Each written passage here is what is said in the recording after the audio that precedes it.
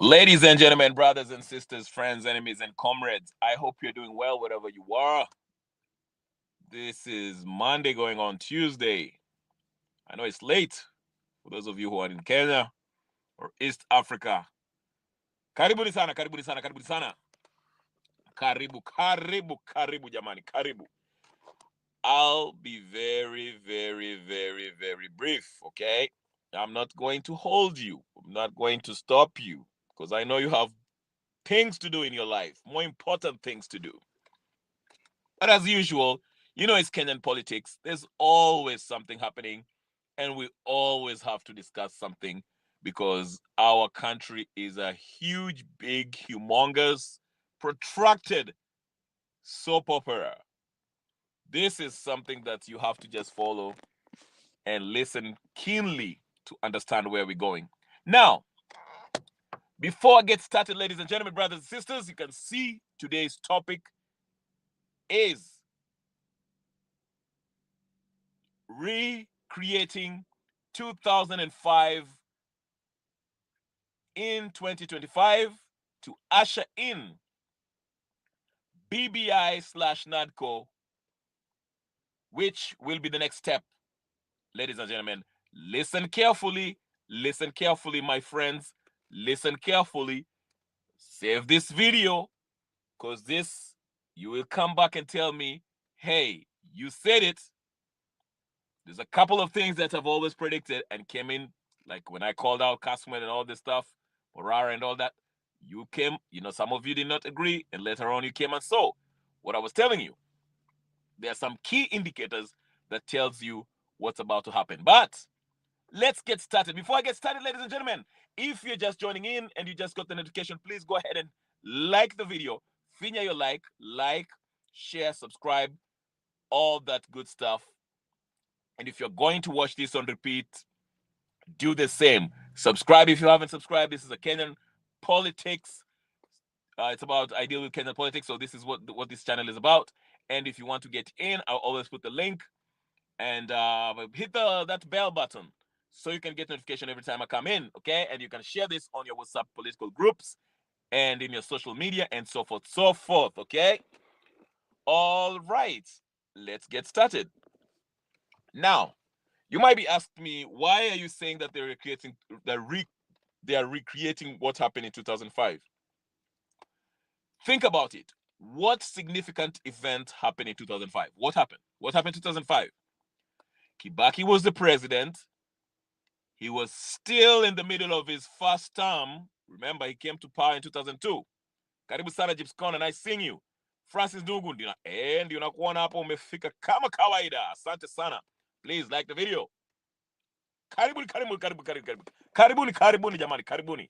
I'm sorry I don't have my camera on today because I'm in this undisclosed location. I mean, I'm not camera ready today, so that's why.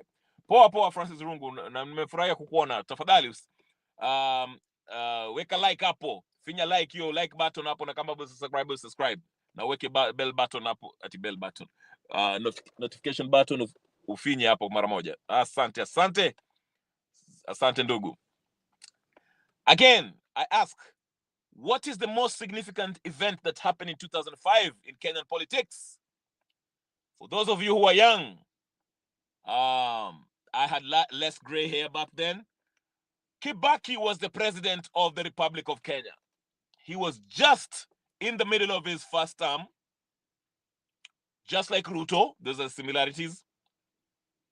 Thank you so much, Gypsy Corner, for liking and sharing the video. Thank you so much. Now, again, like I said, Kibaki was going through his first term in office.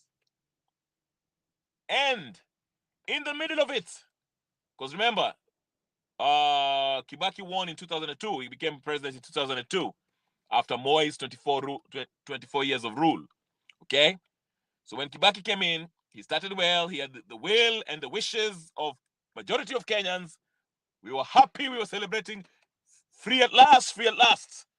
We are free from the shackles of Moi's dictatorial rule. Little did we know that down the streets, there were still traps and mitego ambao will take us right back to where we were, not to the same degree, but we are still kind of messed up. But anyway, let me not fluff around this issue. I just want to bring you into the current situation and how I can relate it to 2005. Kibaki is in his first term. He's barely in his third year, second year, right? Same thing with Ruto. Okay, Ruto got into power 2002. He's barely into his third season, or where, well, he's, he just finished his second year, or whatever the case is. And here, there's political, let me not say earthquake, but there's a lot of turbulence in the political sphere. His regime, his administration is facing a lot of challenges. And 90% of these challenges are of his making, okay? Same thing as Kibaki.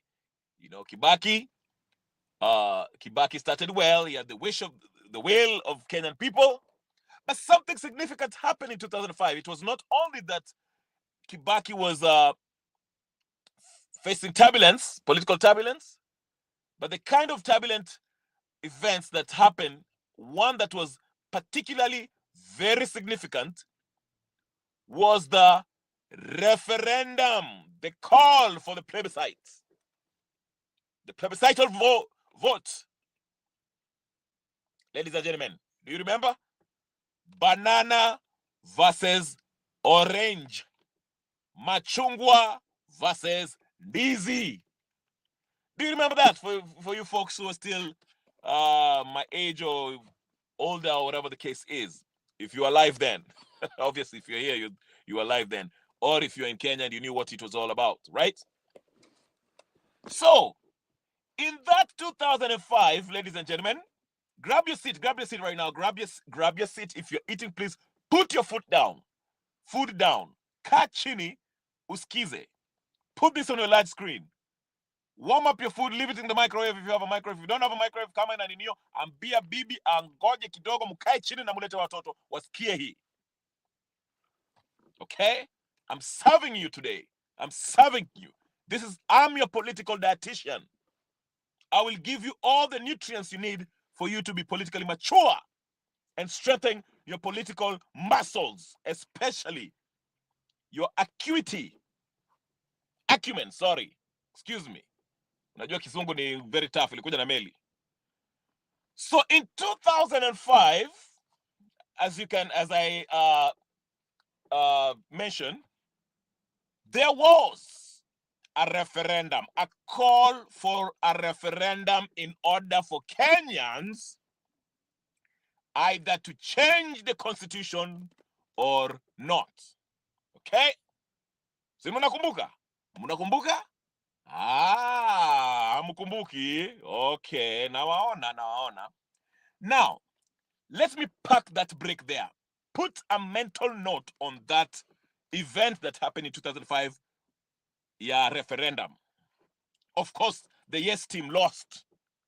As you know, you can go Google and watch, look at the news clips then. But let's park that bus there and leave it there for a minute. Because I want to quickly move you 20 years from 2005, 20 years on, to usher you, hold your hand, and lead you to the events that are happening currently and how it's eerily similar to what happened in 2005. The concentration, ladies and gentlemen, is the major events that happened in 2005, which was the what? The referendum. Let's come back to 2025. I told you to pack that 2005 bus, leave it there, tutarudi kwa hiyo basi kidogo. I want to take you to 2025. All right? We are in 2025. Listen, a major, or let me not say a major event, an event is about to happen. 2025, February, somewhere, second or third week of February, there shall be a vote by the heads of states of Africa to vote for a new AU, chairperson. Now, by all indications, Raila Amolo Odinga, who is one of the candidates, is probably, and I repeat, probably going to lose. He knows that. I know that. We know that. And he knows that we know that. Are you following me? Let me take you quickly because I can see you are being impatient. You want to start eating meat, but you can barely finish your pureed food. But I'll walk you through it so you can see what's happening right now. Last year, before this AUC stuff started happening, there was calls. Hold up. Let me just refresh that. These political elites, through their minions, when they sat on that air-conditioned room in Bomas, Kalonzo Musyoka, being one of the main negotiators for the Azimio side, Aaron Cheruyot, and the others, Kimani Chungwa, I don't know who else was on the government side. I forgot. I can care less.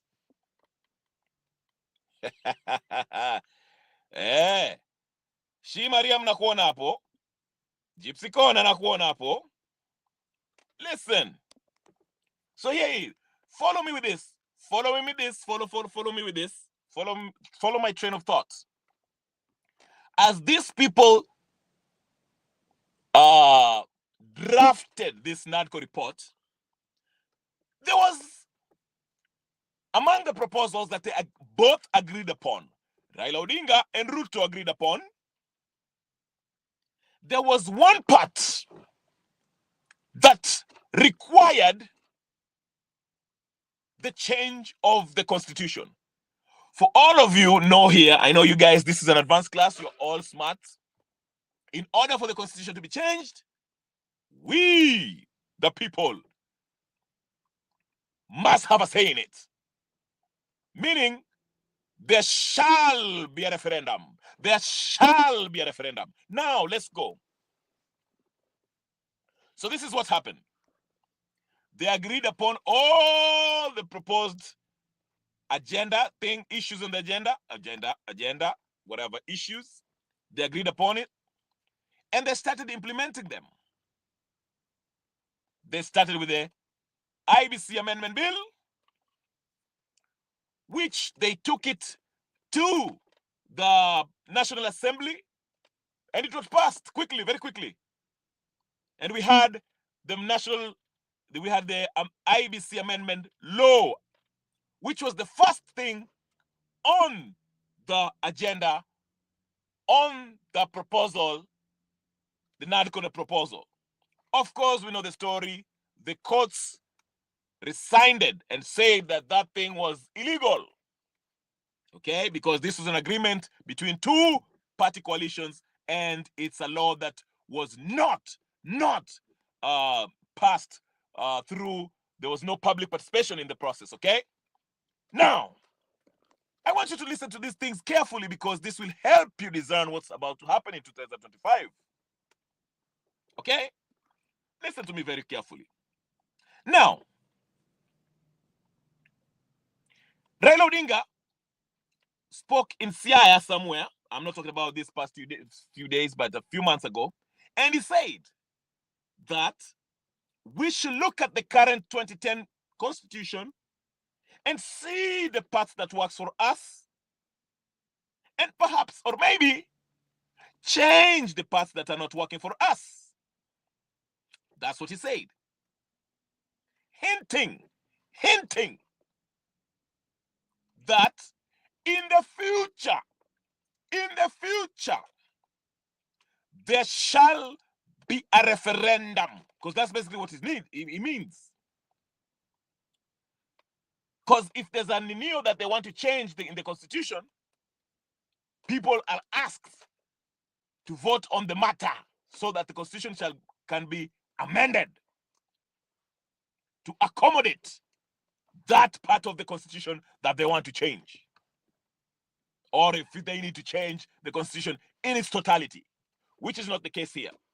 Now, what exactly am I referring to? The position of the opposition, the position of the prime ministerial position, all this position that they want to create to accommodate. Accommodate Raila Odinga and his political minions, Musalia Mudavadi, Sifuna, Uhuru Kenyatta, Martha Karua, Kalonzo Musyoka. I mean, Kalonzo was there drafting it, even though you see him running around with Eugene Wamalwa, pretending to be against this government and going to meet Ruto at night. Listen, ladies and gentlemen, brothers and sisters, friends and comrades, I've been saying this. These people are in one WhatsApp group. But let me continue. Please, don't lose focus. I will be brief. I won't hold you long. So here we are. Today is 2025. We're in January. Raila Odinga knows very well that he's going to lose the AUC seat. Now, everyone is asking themselves, as we did yesterday, trying to explore, what are the possibilities? How will the political landscape look like in the event Raila Odinga makes it to the AUC, and also in the event Raila does not make it to the AUC? How will the Kenyan political landscape look like? Will he still stick with Ruto, or will he be against Ruto? That is what we are asking ourselves. I will go with the latter from what I've mentioned. Because Raila cannot breathe or walk or live without Kenyan politics. That's how he breathes. He needs it. If he gets the AU seat, he will not be a Gwambo Thiringenyi. But let's not lose focus. Let me continue. Follow me. Follow me. Let's look at the key indicators that are happening right now. The big news yesterday was when Sifuna came out and said, if we support Ruto, even if we go to 2027 supporting Ruto, which Ruto will lose and will also lose with him. Kweli ama si ukweli? Now, what does that tell you? What does that tell you, ladies and gentlemen? Let me help you. I'm glad you asked. I know some of you are getting excited. Oh, Ruto will be left alone. Ruto will be with no Mount Kenya. Ruto will not have Mount Kenya support. Ruto will not have Nyanza support. Ruto will not have Western support. Ruto will not have ODM. Ruto will not have Azimio helping him. Ruto will be by himself. He'll be la hasha, negative. Let me help you understand the game that is being played here. Let me help you understand the game that is being played here. Like the video, ladies and gentlemen. Share, like, comment, and subscribe if you haven't subscribed. And hit the bell button so you can get the notification every time I'm live. Let me continue. The game that is being played here is this. We've established that Raila Odinga is not going to get the AU seat. He's coming back. He's coming back, right? He's coming home. I'm coming home. He's coming back to Kenya. Opoda. You know, Raila is not too happy in Opoda. He cannot sit in Opoda, 80 years old, looking at the twilight or looking at the sky gazing and waiting for himself to die. He cannot live like that. Raila Odinga has to keep busy. He needs the claps. He needs the praise. He needs people calling him a Gwambo Thiringenyi. He cannot go to Opoda and retire. Please, please, please, get off that your mind. His brother Oburu is 156 and is still the youth leader of the ODM wing. But anyway, so Raila comes back in Nairobi after failing in AU next month. I'm saying this, I'm very confident. He comes back and already the ground in Mesha has been prepared already. The soil has been tilled by Sifuna and the ODM. You saw the ODM, they had the press conference. They want to create, listen to me, they are creating this illusion. They are creating this illusion that ODM and Azimio are distancing themselves from who? From Ruto. Let me repeat that again.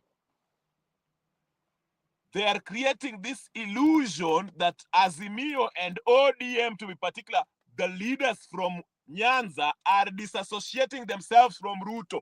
This is a game that Sifuna and the ODM people are playing. Listen to me. Please listen to me. Now I'm getting to the midst of it. I'm done giving you the dessert. Sorry, not the dessert, but the appetizer. I'm now getting into the meal.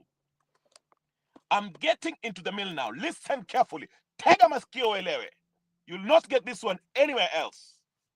Hapa Kenya Revolutionary Movement. So go ahead. Subscribe and like this video because this is very important. Listen carefully, my friend. They are creating this illusion, trying to convince and hoodwink the public that they are right now, Ruto, yes, Ruto is failing, that they are also disassociating themselves from the Ruto regime because they are preparing this political rift, this political situation where Raila Odinga shall come back from Addis Ababa after losing the election, and there'll be a narrative created. Raila will join the ODM folks in the fighting, challenging Ruto's regime. While the majority of us shall be, hey, this is a good sign. Raila Odinga finally, he has seen the light. Yeah, anaona Ruto amemwangusha. Ruto has participated in his failure. Hey, Ruto has been left naked. Ruto has no somebody to kumsaidia. Then here is what will happen. Oh, here is what will happen, ladies and gentlemen. Just as you're happy that Raila will be criticizing the government, speaking against the abductions, speaking against the economy, speaking against corruption, speaking against all these things that Gen Zs and Gen Zote and Kenyans in general are complaining about, just as he's talking about that, the political temperature shall be raised. And guess what? Guess what? Raila, along with all the political elites and their minions, Gachagua, and all of them shall agree on one thing. Oh, Shabba, let me tell you something. Listen to me carefully. They shall agree on a referendum. A referendum to amend the constitution in order to accommodate them. Why do I say that? Ask me. Somebody tell me. Ask me. Why are you saying things like this? You must be smoking something. Why are you all saying things like this? Karibu sana Laban Msiani. Let me tell you why I say that thing. Every time in Kenya's history, since we've known it, every time the ruling regime has faced unsustainable political pressure, what happens? Somebody answer me. What happens, ladies and gentlemen? What happens? The political class, they do this. They rearrange, give themselves position in the name of inclusivity, trying to convince us that if Rigathi Gachagua is offered the position of the official opposition, if Raila Odinga is offered the position of Prime Minister, If Uhuru Kenyatta is given the position of special envoy to the UN or whatever the case is, if Musalia Mudavadi is offered a position as the head of the cabinet or whatever the case is, that is representative of all the communities that they hail from. And therefore, that government is representative of the face of Kenya, every ethnic group and every region. I think I'm not clear. Do I need to? Can I rephrase it? Can I rephrase it?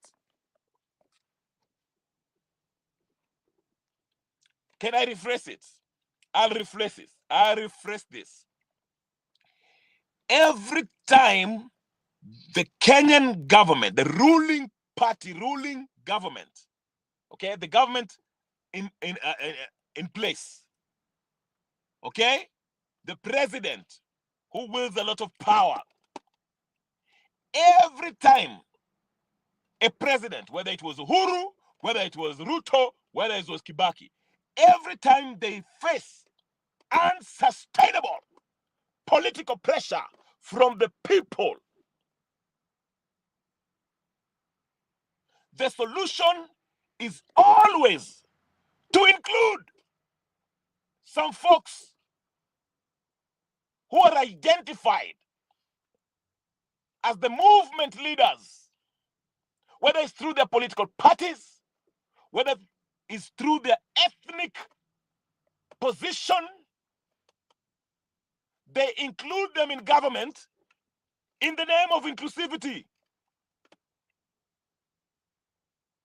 and say, oh, now you see, you guys were complaining that my government was not working. My government was abducting people. Raila was complaining the government was abducting people. Musalia was complaining the government is abducting people. Gachagua was complaining that Murima is not being taken care of. Here is Gachagua. I've brought him back. I'm going to give him the chair. That has always been the solution to any kind of pressure that the government faces. So this is why something similar will happen. Raila Odinga, Rigathi Gachagua, Uhuru Kenyatta, Martha Karua, Kalonzo Musyoka, all these usual suspects shall be involved in this process of a referendum, changing the constitution to accommodate. Because remember, Raila Odinga,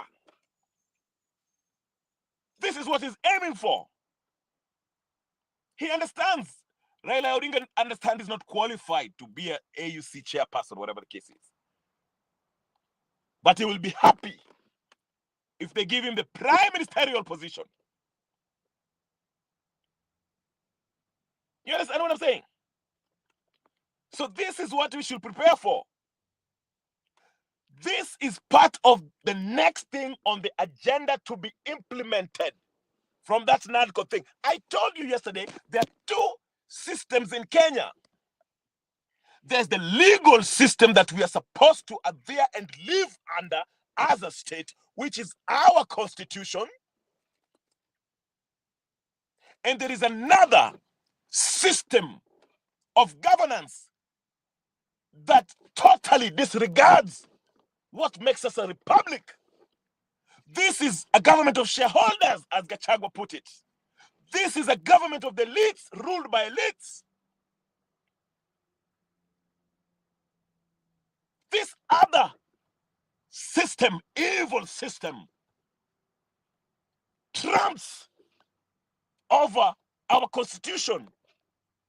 It might be disturbed a little bit, but for the most part, they have total disregard for our constitution. Total. That's why I'm telling you. And they have to continue the agenda. That's why, if you think clearly, listen to me. I'm sweating over here like a pimp on a summer night with no hose. Listen to me very carefully.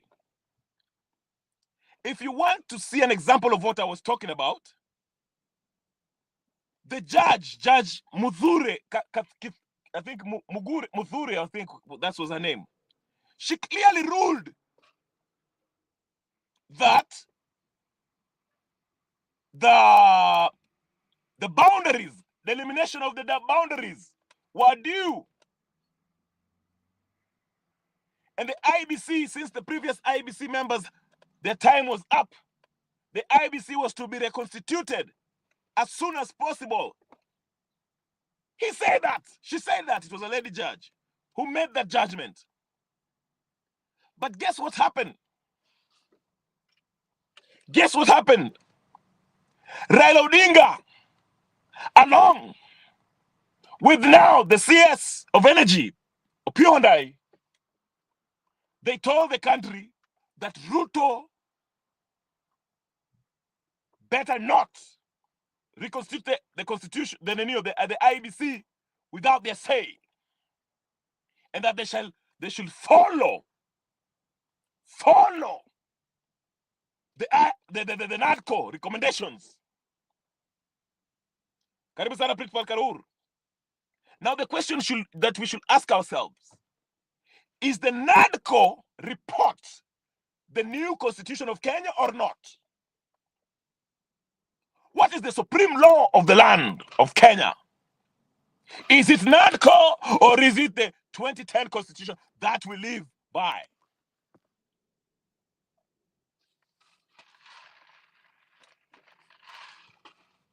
The judge even said the NADCO report was not anchored in law, so you cannot implement it. You cannot.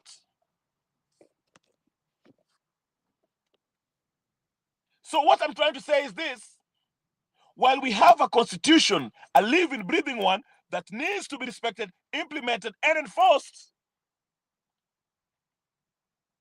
it is being grossly violated every day by the political elites.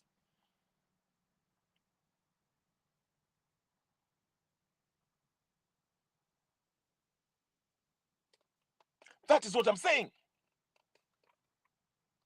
So here we are. Watch the space. After February, when Raila Odinga loses the AU seat, he shall come back and join, re-energize, start some shit, reinvigorate, kick up some dust, to force, to create a political atmosphere, a cauldron that shall push people to the edge. And then there will be another sit down where these folks shall, after they create this crisis and raising these political temperatures, they shall convince us that the solution shall be the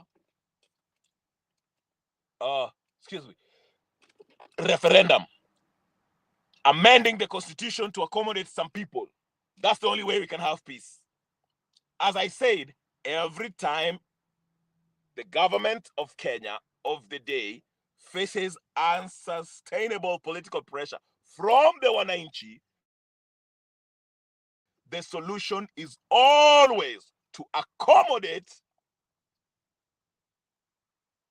members of the opposition or perceived people who have influence. They are included in the government. That way, mwache kupiga makelele. That is what is happening. So, while everyone that is getting happy and cheesing it up, clapping by the claptrap statements made by Sifuna, I am not buying it. Sifuna, I'm not buying it. I know you're listening, Sifuna. Sifuna! Edwin Sifuna! I'm not buying.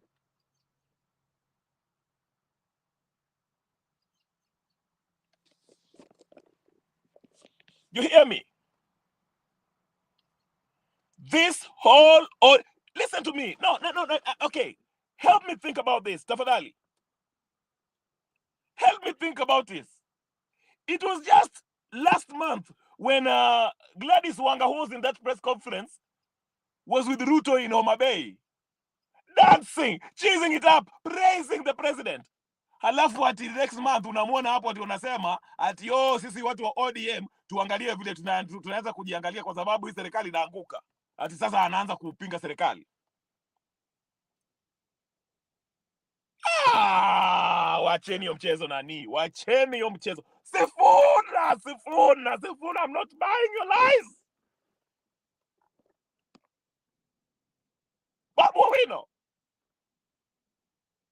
Fool somebody else. Sifuna. Babu Owino, you're not lying to me. Anyang Nyong'o. Gladys Wanga. Wewe. You. Unafikiri mnatuchezea hapa nyinyi? Wacheni hiyo nani? Wacheni hiyo mchezo. Please. Wacheni hiyo mchezo.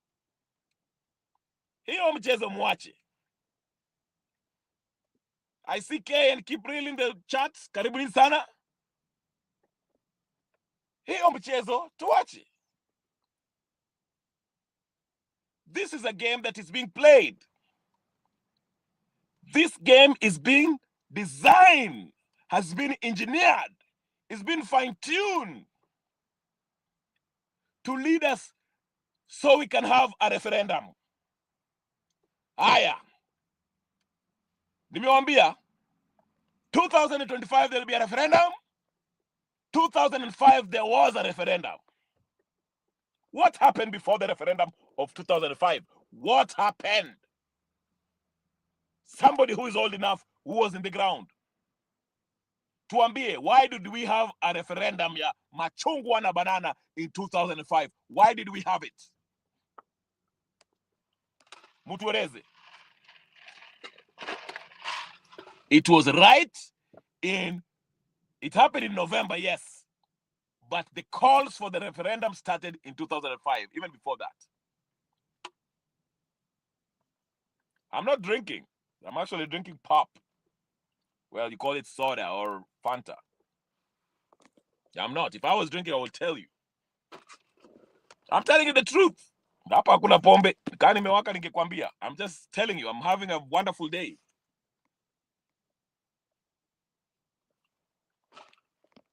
That's why I'm telling you.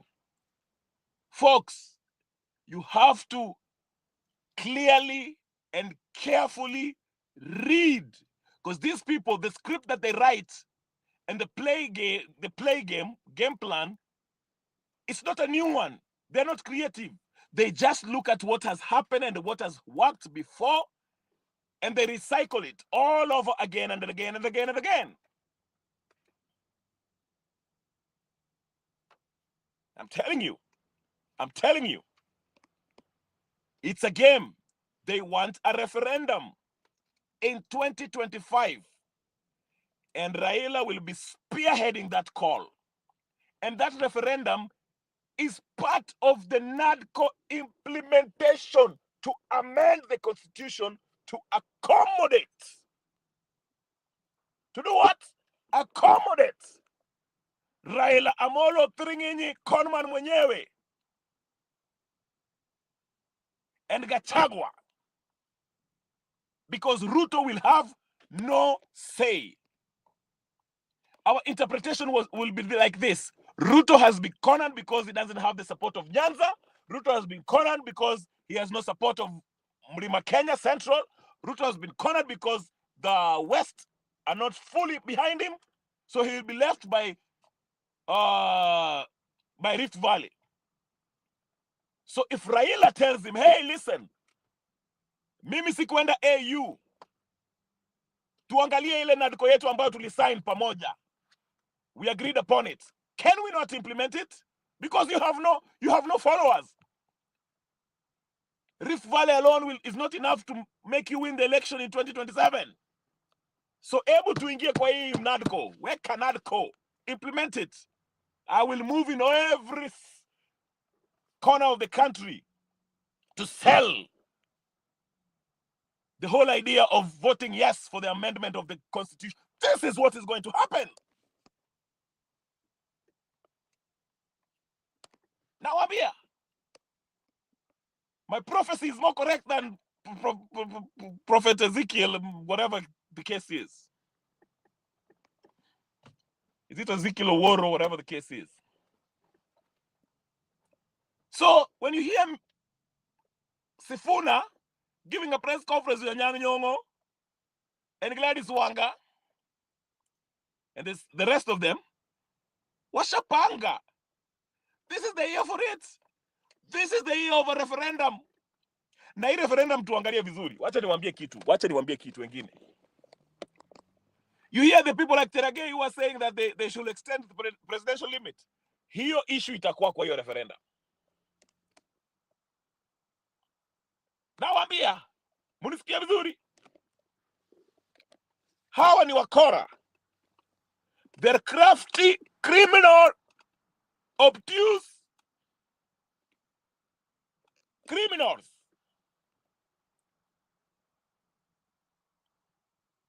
Wanaweza kukuibia bibi mbele yako na wakuchape bunduki. I'm telling you, these people, nakwambia, Ruto, Raila, Uhuru, Gachagua, all these people. Karibu wani. Unisaidie kuchapa huyu Kibril na KK hapa na Laban. Wananimaliza, wananipatia blood pressure. Wanasema ati nimelewa. Na mimi nakunywa nini soda hapa. Unasikia hiyo ice? Hiyo ni ice kwa soda. Asante. Wanafanya blood pressure yangu inaenda juu. Gypsy Corner is saying, wacha tusome hapa. I thought Fred Matiang'i was a good neighbor, but if he joins forces with Gachagua, I'm gone for good. Woo-wee. Wewe, Gypsy. Gypsy, I see you missed that class when I was teaching about Matiang'i. Gypsy, I can see you are not performing very well in class. If you thought Matiang'i, hey, goja wewe, goja. Aya, tuone. Raila is definitely waiting by the wings. Hey, keep real. So what's the position of Martha Karua having all?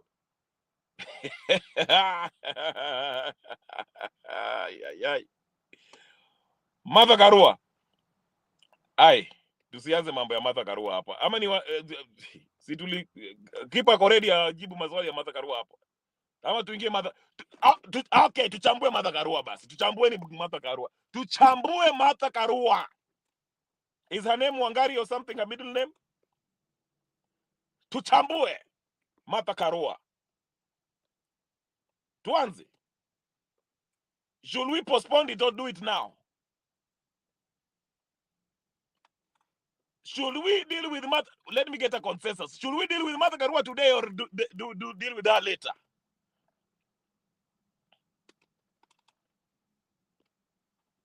Hey, Matiang'i is your neighbor. I'm telling you, move immediately. Kama Martha Karua ni mneighbor wako, move Matiang'i, not Martha Karua. Matiang'i ni mtu waaminiki.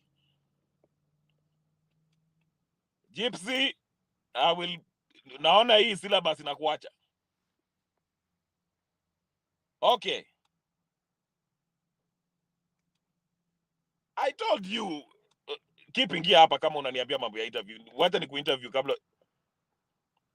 Let her interview. Hakuna shida.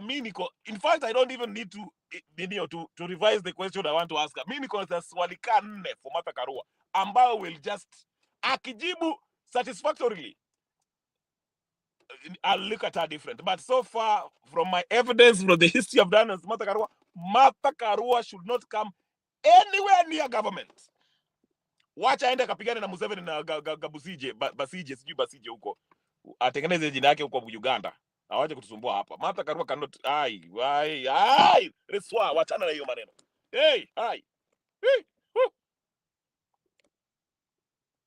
Tawe, Martha Karua tawe. Tawe. Tawe Martha Karua.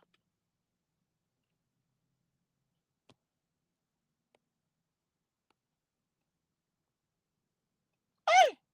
Martha alisimama hapo, ilikuwa KICC na akakodoa macho, ile macho yake kama ya gololi, ati nani ameshinda.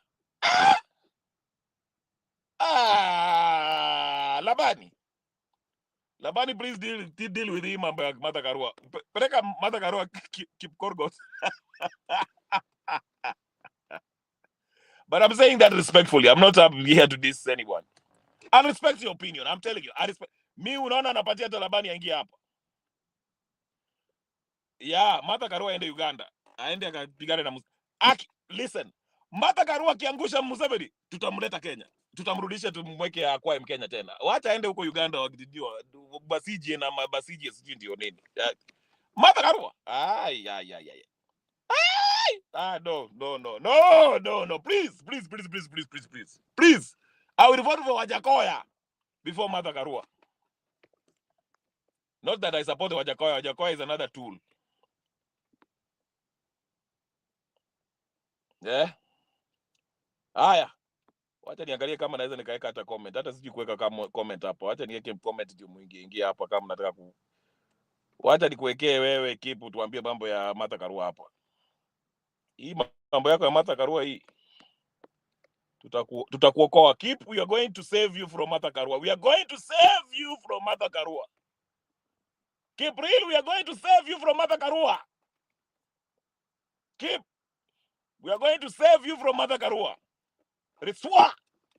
Hiyo mapepo chafu ambayo iko kwa roho yako ya kutoka kwa Martha Karua na hiyo 527 bob unapewa according to Gypsy. Tumevunja takasa. Riswa. Haya. Mkae mstari wa mbele. As I've said, let's not focus on, I don't know, the topic wasn't Martha Karua, so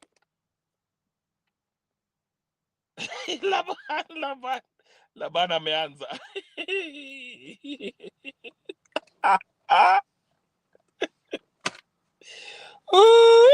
Ai Laban wewe, lakini wewe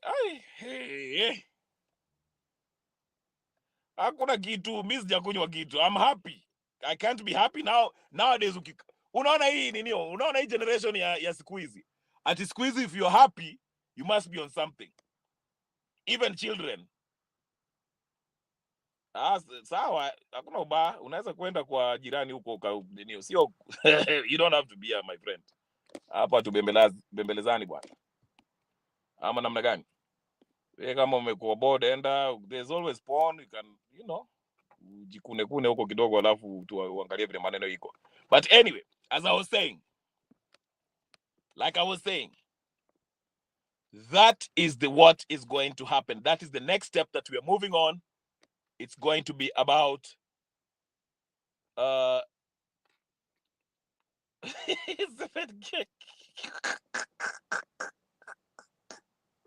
Wacha ni wafungo. Unajua hata I was supposed to go for 30 minutes, lakini sasa niko 48 kwa sababu umeingia hapa na mkaanza kusema mambo ya Martha Karua. Mimi niliwaambia my stand with Martha Karua ni kwamba she has never apologized for her role in 2007, and her role was to vile Labani amesema, kutetea serikali ambayo imeiba kura ambayo ilifanya watu wachinjane. So tuache hiyo maneno ya kukuja hapa. I understand. I have nothing against Kibrela akisema Karua ni hivi, kwa sababu hata mimi napatianga Labani nafasi ya tuambie mambo ya Ruto hapa. One thing I will never muzzle anyone from giving their opinion. Kama unataka kuingia hapa utuambie mambo ya Martha Karua ama ya Ruto, ingia.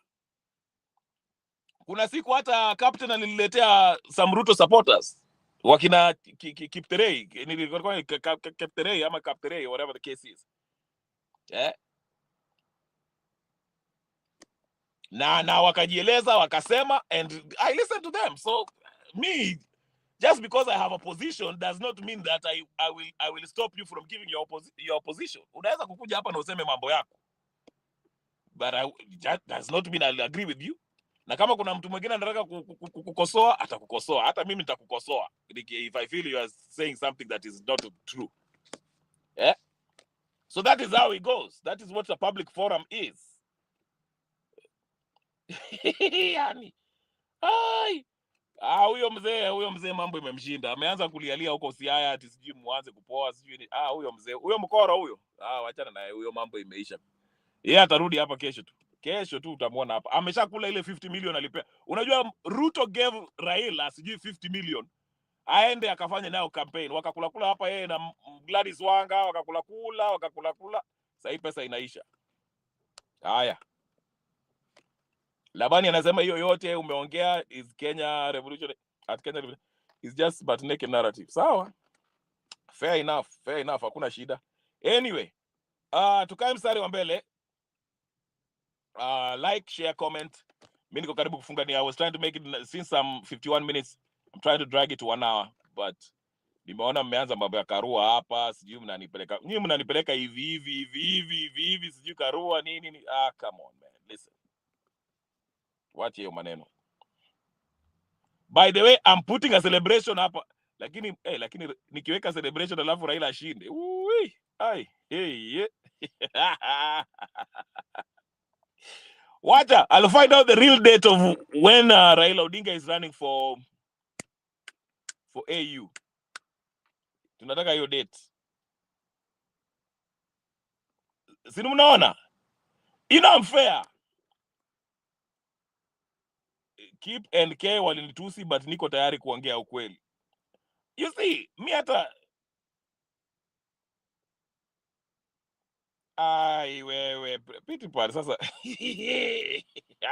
Ni konbokari.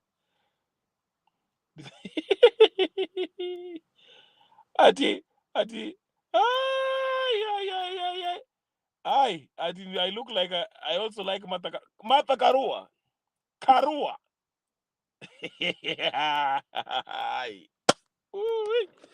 Ni kwani msijui mnataka kunipeleka wapi jamani? Ati I'm just pretending.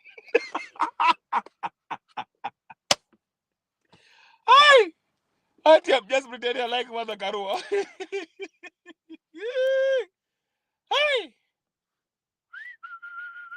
Mi hata mmenishinda hata. I'm defeated. Mmenishinda, right? Ati I like Martha Karua. Listen, niliambia Kipa alete Martha Karua hapa. Mimi nitamuuliza maswali, I'll be respectful, lakini I will not be like Jeff Koinange. Mimi nitamuuliza ile swali ambao watu wanataka kujua.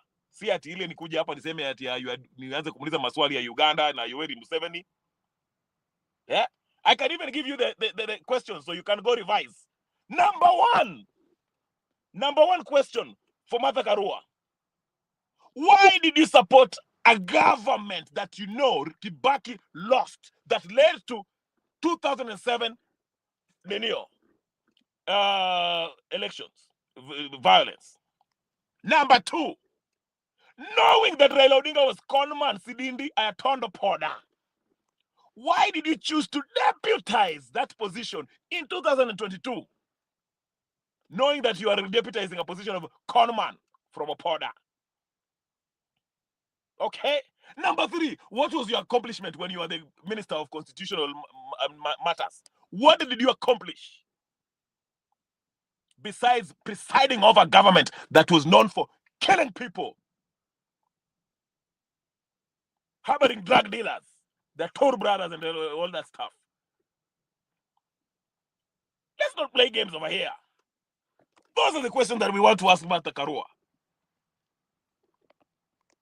Si ati amekupigania Basiji huko Uganda. Please, we are intellectual. Hatujavaa ile koti ya intellectual ya ile intellectuals hapa. We tunaenda vile. This is hii si advanced class. Tumeanza tu ile class ya katikati.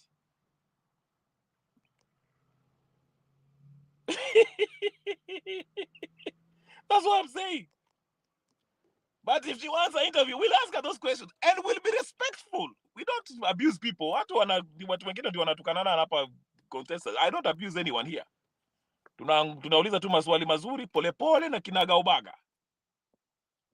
Hakuna ati kuninio let's not shelter her. Let her answer the questions. Don't beat around the corner. Talk to me directly. Hey, hiyo ndio tunasema. That's what we are saying. Haya. Wewe Labani, wewe utaombewa. Tutakuombea kabisa, tutakuombea. Haya. Kenya Rebel, the day you start receiving Martha Karua's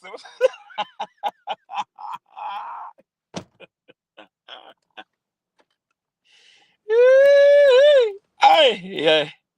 Mi sasa hata 527 bob nitafanya nao nini jamani?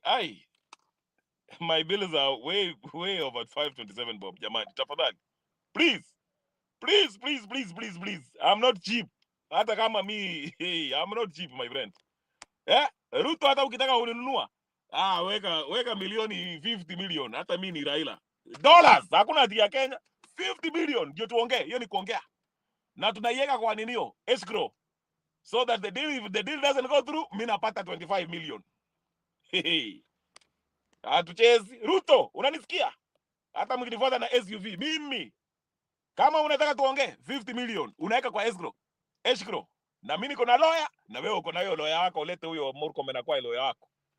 Na if the deal doesn't go through, unanipatia 25 million. Escrow inanipatia 25 billion. Kama unataka kuongea money. Mimi 500 na shilingi 27 hapa. Hey my friend, please.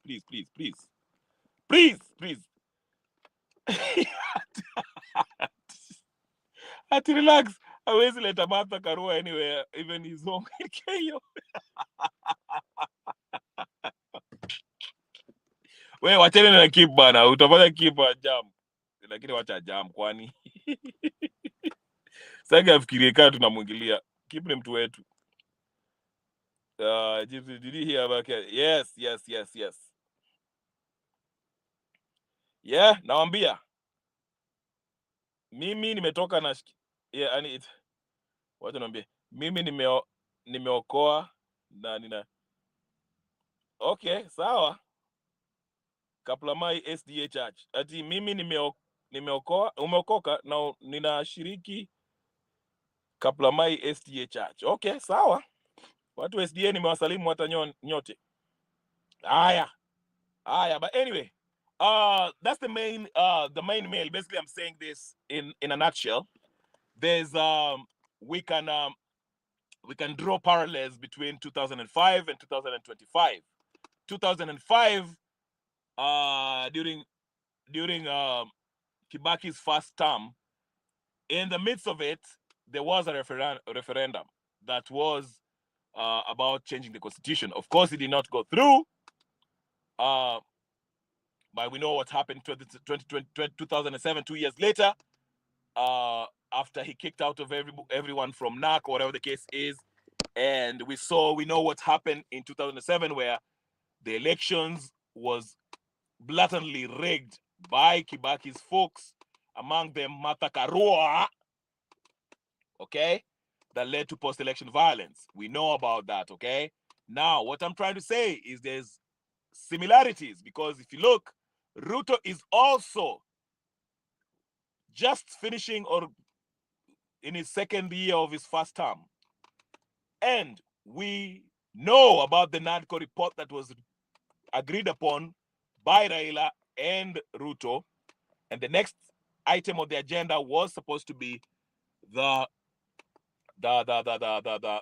having a referendum to amend the constitution to create all these positions that Raila may want, and all these people, Raila, Kalonzo, and all that stuff. Okay, so the likely scenario that will happen in February and beyond, once Raila loses that AU seat, he will come back and he will disassociate. He will break out from the blood-based government and act as opposition, create a toxic political temperature where it will drag the people. People will be asking for solutions, and of course, like they always do, every time the regime of the day faces unsustainable political pressure, they always resort to this whole idea of inclusivity. Inclusivity in the sense that they only include already uh, uh, uh, these corrupt political or ethnic tribal chieftains. They include them in government, and they tell you that, hey, listen, now that we have so and so from this region, so and that guy from the region, this is a balanced government, and we'll hopefully have a peaceful, prosperous country. That's the whole idea that I was trying to explain. Anyway, ladies and gentlemen, brothers and sisters, I will not be here longer. Thank you so much for joining me. Like, share, comment, and hit the notification button. I will see you guys tomorrow, where I'll have another session. Peace and blessings. Thank you, Annie. Thank you, Gypsy Corner. Thank you, Pritpal Kaur. Thank you, KK. Thank you, Keep Real. Thank you, everybody who has been listening. Laban also. I don't know who else. I'll see you guys later. Peace and be safe. And I'm out.